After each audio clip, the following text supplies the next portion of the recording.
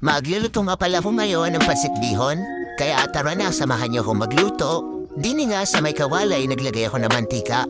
Tapos magigisa na ako dito ng sibuyas at bawang. Bale, igigisa-gisa ko lang yan hanggang sa humalimuyak na yung pinakaamoy nito.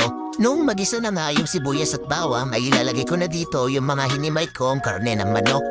Naglagay na din ako dyan ng paminta.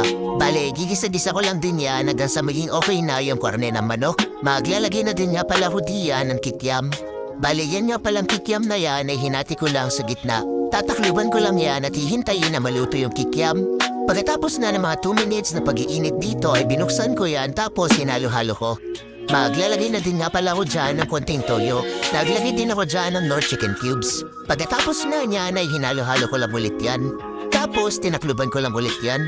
Noong okay na nga yung kikiam, mailalagay ko na dito yung gulay. Pagkalagay ko nga ng gulay na pangsahog sa pansit ay hinalo-halo ko lang yan. Sa puntong yan ay maglalagay na ako dito ng tubig na mainit. Para madali na nga kumulo ito ay nag-init na ako sa heater ng tubig. Maglalagay na din nga pala ko dito ng konting-konting suka para kapag may tira ay hindi ito mapanis agad.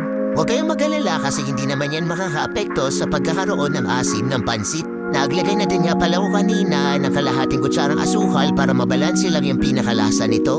Tapos nilagay ko na din dyan yung pansit bihon.